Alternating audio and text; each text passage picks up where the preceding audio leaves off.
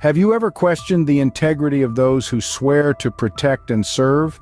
It's a question that has gained traction in recent years as numerous instances of police corruption come to light, challenging the public's faith in law enforcement. It serves as a sobering reminder that the temptation of the shadow side of human nature can affect anyone, even those who wear the uniform. The role of law enforcement is to serve and protect, to maintain peace and order, to uphold justice in our society.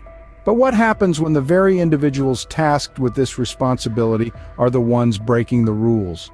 When those who are supposed to uphold the law become its greatest violators?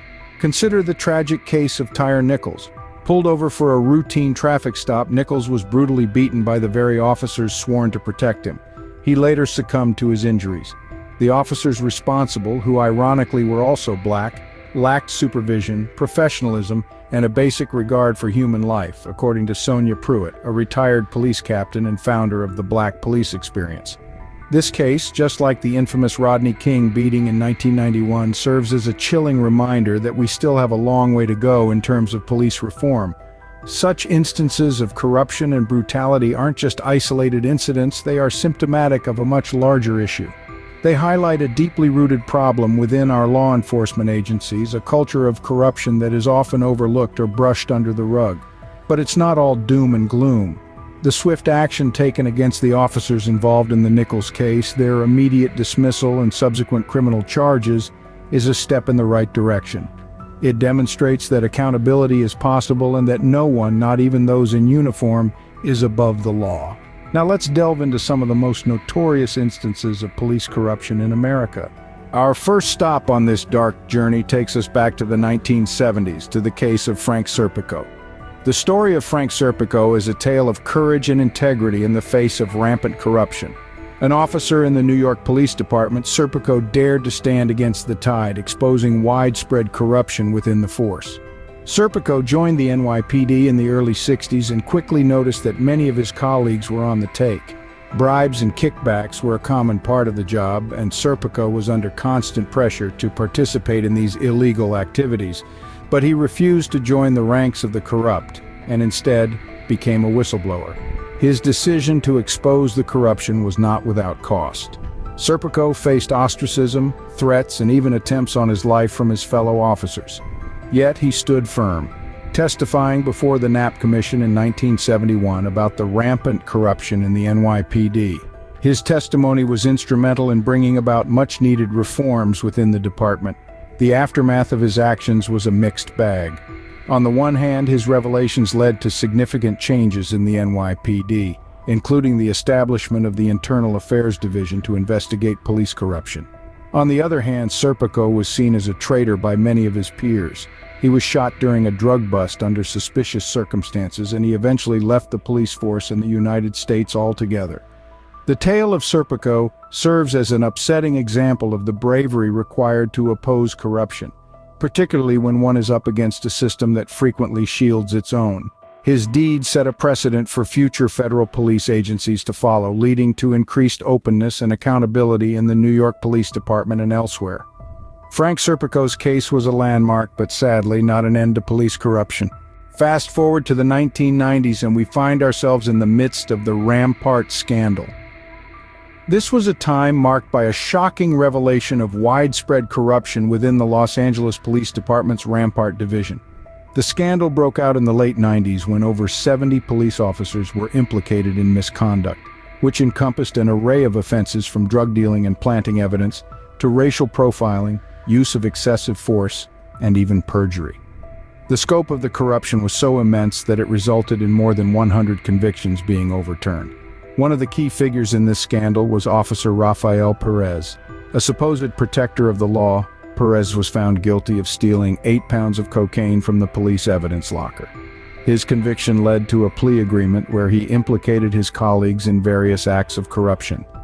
Consequently, Perez was sentenced to 5 years in prison while several other officers faced similar fates. Officer Nino Durden, Perez's partner, was sentenced to 7.5 years for his role in the scandal. The aftermath of the case led to a significant overhaul in the LAPD, including changes in their management and policing practices. But the ripple effects of the Rampart scandal extended beyond the police department. It cost the city of Los Angeles an estimated $70 million in lawsuit settlements. The faith of the public in the police was shattered, leading to a crisis of confidence that the LAPD is still working to overcome. What's more, the scandal became a cultural touchstone, influencing various elements of popular culture. It served as an inspiration for movies and television shows, further cementing the narrative of police corruption in the public consciousness. The Rampart scandal shook the foundations of the LAPD, but corruption continued to lurk in the shadows.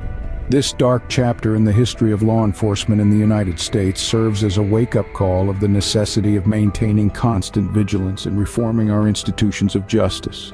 In more recent times, we have the chilling case of the Gun Trace Task Force scandal in Baltimore. In this shocking episode, a select group of officers from the Baltimore Police Department were caught in a web of corruption, turning their backs on the badge they swore to honor. The Gun Trace Task Force, originally established to tackle the city's gun violence, morphed into a criminal enterprise of its own. This group of rogue officers exploited their positions for personal gain, engaging in robbery, extortion, and racketeering. The extent of their transgressions was staggering. They would routinely steal money, drugs, and firearms, selling the stolen goods and pocketing the profits. In the heart of this scandal were 7 officers: Sergeant Wayne Jenkins, Detectives Momodu Gondo, Evodio Hendricks, Daniel Herschel, Jamel Rayam, Marcus Taylor, and Maurice Ward.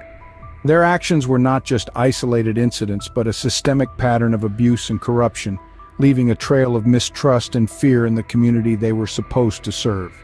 The trial of these officers in early 2018 revealed the depth of their corruption. All 7 officers were found guilty and received sentences ranging from 7 to 25 years in prison. The leader of the group, Sergeant Jenkins, was handed a 25-year sentence, while the others received sentences proportionate to their involvement. The fallout of the Gun Trace Task Force scandal was immense. It shook the Baltimore Police Department to its core, leading to a sweeping review of its practices and policies.